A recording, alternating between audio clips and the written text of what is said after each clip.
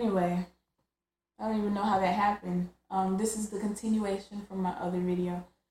It was cut off by a phone call. That's amazing technology. My phone rings through to my tablet. How can I answer it on my tablet? That's dumb. But it interrupted my video. I'm not gonna get set though. I'm just gonna keep it rolling, keep it moving. But anyway, I was talking about what was I saying? Ooh. Oh, how God is showing Himself between Old Testament and New Testament. The Old Testament is showing that God is somebody who's stern, who dem- somebody who demands respect. He demands respect for who He is. He's a holy God, and He deserves respect. So, in that sense, He shows Himself to be stern, and that's why in the New Testament, all the priests and all the religious leaders, they're all stuck on not seeing what God's doing. God does a new thing sometimes, and sometimes we're stuck in our old ways, and God's already moved on to the new thing. So in the Old Testament, He's stern and He shows Himself, you know what, you sin, and I'm going to, end your life pretty much. And He shows kind of almost like a cruel side, but He's no cruel God. He's just stern with it, and He has no time. He shows Himself as someone who doesn't play around. I tell you what to do, and if I'm your God and you're supposed to be respecting and loving me, then you should be obeying what I say, in the sense of that. And then, in the New Testament, instead, so all these religious leaders, they've gone by all this sternness of God, and they've stuck to this. But when Jesus Christ comes, He's God in the flesh, and He's feeling how it feels to be human, and He has that compassion, and He's not like a God hovering saying, "Oh, I cast you down." He can actually feel why a human would want to sin. He can actually feel like why humans are beautiful to the eye. So of course people will want to step outside of their relationship and commit adultery or whatever. So He's feeling all this stuff. So He's able to soften His heart and have compassion. And that's what the message of the New Testament is. I'm still about my rules, don't get it wrong. But at the same time, I'm about compassion. And God shows that through how Jesus goes and through situations like when the woman was caught in prostitution or adultery, and they said, "Let's stone her." And He's like, "Stone her? What have you done?" He's like, "If I started calling out your sins, would you want me to call them out loud? Because we could start stoning you too. You're probably the one who slept with her in the first place." So God shows Himself to be two ways: stern, so that you don't get it wrong. Like you can come to, because when people think that they can mess with you or play with you, they're gonna try you constantly. So God shows Himself from the jump. Don't play with me, because you know what? I end your life now if I want to, and I can keep your spirit, or I can send your spirit to hell if I want to. It's your choice. But at the same time, He says, "Okay, I am stern. I am about the business, but at the same time, I am compassionate and I care about you and I know what you go through. And because I love you so much, I so love the world that I'm giving my only son, that whoever believes in Him will be saved." And that's the whole point of it. That's the whole gist of it. So just like my last reading, in this reading, God is saying that God is saying the sins have been going crazy in Israel, and it's time for Him to stand up, because obviously they forget that He is. And you'll see a lot of this going on in the Old Testament, where it just fluctuates back and forth, and God's like, "Hey, remember me." God gives them huge blessings, saves them out of troubles, and then after a while their descendants start to forget about Him, and He comes back and says, "You know what, you can get carried away again, just like you did in the last time." And as history goes, it seems like this is just going to be a continuous pattern. Israel can always, unless they're just serving God and the whole community is coming together, and the world can look into Israel and say, "Look how beautiful this is." Instead, Israel's living like the outside world. Just like anyone, because we're all sinful people. I mean, if instead what God is picturing is for us a place to work together, a place with no strife within itself. He wants everybody to get along. Treat your neighbor as you are. Love your neighbor. That's all God's really wanting you to do. Love your neighbor, treat your neighbor as you would want to be treated. And if you could ever look into a place and see that kind of love, of course, that kind of love is going to be influential. And at the same time, you don't know how much the blessings will be. If God could look down in Israel right now and see that they're just working together and they're pumping out love and not hate, and not saying that they're the only place that hates, because there's a lot of people who come against them and they have to defend themselves, of course. But I'm just saying in the sense of working in the spirit, spiritual things, not fleshly things about wars and all that other BS. If each person in Israel opened their spirit, or in any place, that would be influential to the world. People would look into that place and say, wow, look how they're getting along. And it's so peaceful there. It makes me want to come there and live because there's no problems, no strife, etc. But instead, in every place in the world, it's strife. But that's about it. There is that. It's amazing. Maybe there's this new country. I don't know where it's at, but this new place, someone has claimed it as a country, and they say that they're taking applications for people to come there and live. So maybe they'll turn it into Euphoria or whatever, like a heaven or a Garden of Eden. That would be beautiful. Currently, it's only a few people who live there, but they're taking applications. But other than that, we're just the same old world. Everybody's against everybody. One day we should just, not saying that I'm promoting a one world order or anything, because we already know that's to come, but based on revelations, etc. But I'm not promoting any one world order. I'm just unless that one world order, everybody's respecting God. Now, if everyone has their mind and says, yes, this is the God that died for me, this is the God that loves me, then sure, let's create that. But usually it's going to be a one world order based on money and all this other stuff, nothing spiritual. If any time this world gets together and says, you know what, the thing in this world that causes us to hate each other is because of these religions, which is eventually, we all know this is going to lead to it, whether it be in 2030 or 2100, whatever year. Eventually it's going to get there, where leaders are going to wake up and say, look, it's gotten so bad, fighting every day. This is not peace. You can't trust the neighbor. You can't trust your fellow countrymen. Everybody gets shut down. Get these marks in your hand to buy, sell, and trade. We have one money. We have one world order. We're all on the same page. We cut out all the gods of this world, and we focus on one. And that's going to be the big thing, the uproar, because which one are you going to focus on? Are we going to realize that? Are we going to be smart enough to look, if someone does do that, are we going to be smart enough to look and see into each religion and see which one is actually doing the most benefit to the world? Or are we going to go with the most violent one who has the most firepower and just say, let's bow down to them because they can blow us up anyway. Let's all serve this one God. But as the story goes, hopefully someone will play this in the future, like whenever this does occur.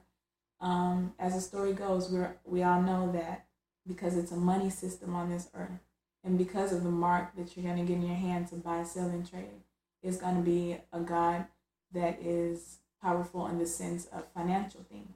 So it's not going to be the God that I speak of, who's about opening your spirit and giving what you have.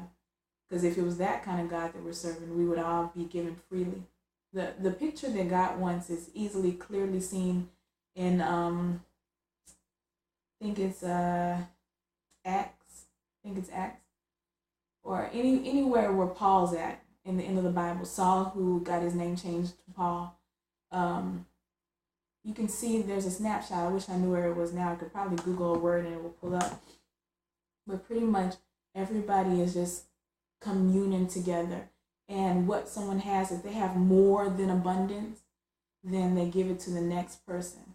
Which is, I saw something today, Mayweather, of course, y'all know he won the fight. I saw an article where he says, you know what, I've got enough for myself. And it's very, heartfelt, or it's very mindful to think of someone else like that. That's the kind of spirit that should be going around. And it's good that he's an open eye to promote that to other people, to show you that, I have a lot of money, but I still know that other people need too. I'm not, all day you'll see posts of him on a bed with some money in his hand, or money here, money there, a jet, planes, a trip to the beach or something, all the lavish stuff. But at the same time, it's good to see that he takes time to, because in this whole thing, there's, I think I learned to say the man's name, Pacquiao, Pacquiano. There's no N at the end, but I don't know why I said Pacquiano. But you can see that there were, during this battle, this boxing match, you have two greatest fighters, two great fighters in the world, one from the Philippines, one from America, Mayweather, Pacquiao. And in the promotions of it all, I mean, you're seeing Pacquiao read a Bible. I mean, come on now. It's a front picture because people are not opening the Bible anymore. They have the Bible on their phones to read. But it doesn't matter. It's to try to show you a message, which is a good thing. Pacquiao is doing a good thing because he's always in the promotions. You hear him talk about the Bible, and he's going on the Christian channels, and he's saying why he has faith and what kind of Christian he is. And yes, is full of belief. But on the other end, they're like, Mayweather, all he cares about is his money. Maybe he just doesn't, even though it's good to be boisterous about the God you love and serve, maybe he's just not boisterous like that. I mean, to me, it seems like he's pretty quiet alone. I mean, to himself. So it seems like a quiet person, his own self. He doesn't have to be, if he's not flamboyant, he's flamboyant with pictures of money, sure. Who knows who's taking those pictures for publicity or whatever. He calls himself the money team. But you don't know what someone's spirits are like, so you can't just say that this is the real fight. This is the real battle of Pacquiao. He's got his Bible open. It's like God against Satan. Who says Mayweather is Satan? And anyway, I was trying to search for this while I talk. But it's a good chapter about, let me see, what's the keywords I can search? Sharon. I don't know. Let me flip to Acts while I speak and just finish this up. What's this, 12 minutes? I don't want to be too long. Where's Acts? But yeah, in the news today, I saw that he was saying that I'm gonna try to. He may or may not. Like he says that he can make mistakes and he sometimes says things that he has to take back or whatever. But it's just the plan, the thought that counts sometimes. Where he says that there's no way I'm gonna find it. Maybe I'll find it by next reading or something. But I want to show you how there's a picture in the Bible where just people are just giving, they're communionizing, they're communicating between each other, and they are just pretty much loving each other and just focusing on God. And if anyone comes there hungry, here comes somebody out of their kitchen to cook them a meal. If somebody doesn't have clothes and they're trying to join the group, and then they're just bringing more people as you see that. One person starts off in the home, they're preaching God's word. Oh, this sounds good. Let's bond together. What I have, let me join it with what you have, and then we'll grow from there. And the word is coming where there's healings and there's miracles, and people are getting together and they're praising God and they're giving and they're not just worried about getting. And that's a key word. Let me see. Storehouse. Storehouse. I remember that word from the section I'm talking about. But anyway, he says he's going to lay his title down and try to give somebody else the chance to get it because he's already got enough. But give me about 1 minute to research something. If I can find it, that's good. If I cannot, that's good too, because I've already really explained it pretty much.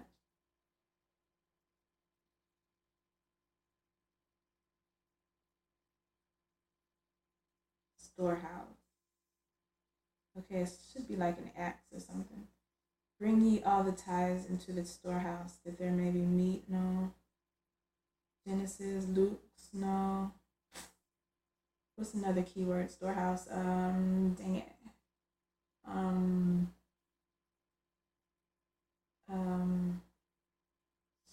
Let me just search Paul. I can't think.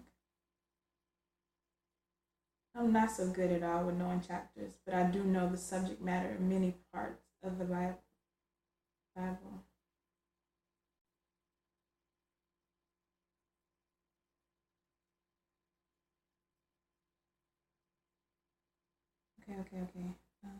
Acts.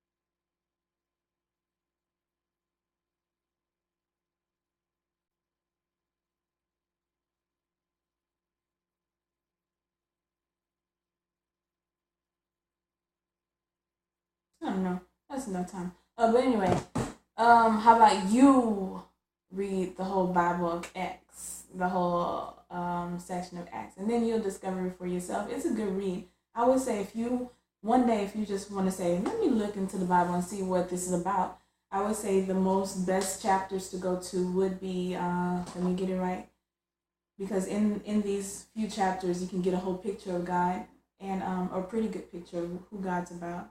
I would say read John through read John through Galatians. That's like about six books. And out of these whole 66 books. 6 books, I read Genesis, then hop all the way to John through Galatians. And that's going to give you something that's going to open your spirit up and let you feed off of it very good, because that's all it's about. Oh my gosh, so many stories, so many discussions to hop to, because I just hopped to another one. But that's the gist of it. Reading the Bible is to feed your spirit. I mean, your spirit is just like a stomach. When you wake up, you know you have to have breakfast, you know you have to have dinner and lunch, or else you're going to be starving, get headaches, be moody, or whatever. But in the same way, your spirit is expecting that food too. And ask your spirit, what have you done for me lately? Is your spirit just hungry and you don't know? You won't know until this. Sometimes you can look in life, someone who might be anorexic or whatever, or someone who just hasn't eaten in a long time, you can look maybe on the TV shows when they are given a program about kids who are hungry, and then you see the hungry child. He just doesn't have any life anymore. He's just laid back on the bed, and he's almost like breathless. You see his ribs. He's skinny to the bone, and he doesn't have any more oomph in him. And you can tell he's suffering from starvation, even though he has this big bloated stomach. It looks like, hey, he's been eating good. His stomach's fat. What are you talking about? No, that's not fat stomach. That is whatever's going on internally in him from the lack of nutrition and food, and he's hurting. So you can imagine that. That's the same way some of our spirits look like. That's the same condition my spirit used to be in. But you don't know it. When you're laying there in that bloated state where it looks like you have food in you, where your spirit looks like it has been fed with the word of God, where you walk around and say, yeah, I know God, sure, why not? At the same time, your spirit's being malnutritious. Your spirit is not being fed properly at all. And you don't feel anything from it because you've gone so long without feeding it that it has become a habit. So that's what it takes. Read, if you're willing, read Genesis, the first book in the Bible. Then you'll skip all the middle part, and go, or you might want to go to hear about the Exodus. But pretty much in the middle of the Bible is all the stories you already know. Moses brings people out of Egypt and brings them into Israel. You know that. You can go into details and read that. That's in the Exodus. But read Genesis, the start of the Bible, showing you what God is, how sin happened in the first place, pretty much. And then hop all the way to John, which is going to give you a good story about Jesus. And then from John, hop to Acts, which tells you about after Jesus. And then it tells you about things about your spirit, and all the way through Galatians. And then if you want to, you can read Revelations, which is showing you that Christ is going to come back to gather his people to him. So that's basically it. That's all I want to talk about today. It was supposed to be shorter than this, but I have two videos, and they're split up. So hopefully once you watch the first one, there's no indication except that it cuts off because of a phone call. But hopefully after you watch the first one, then you'll also choose to watch the second one. Don't just think that it's ended. Hopefully I'll make that clear when I post them, that this is part 1, this is part 2. Let me think. Anything going on in the world today? That's about it. Pretty early. Pretty outside. Take a nature walk. It's beautiful out there. Go to your local park. I went to the park on Friday, and it was very nice. It had animals. It was like the zoo almost. There's free turtles everywhere. I mean, of course, I don't think you can pick them up. There's turtles other places around here, but right in that area was turtles, birds, fish hopping out of the water, uh, squirrels, just nature, and it's beautiful out there. Just take a moment for yourself. Don't be on the grind 24/7. Take a moment in your life to appreciate what God created and experience it because He created it. And while you're out there, you get free vitamin D. I mean, you can get a little tan. um, so just enjoy your life. Do what makes you happy, and God bless.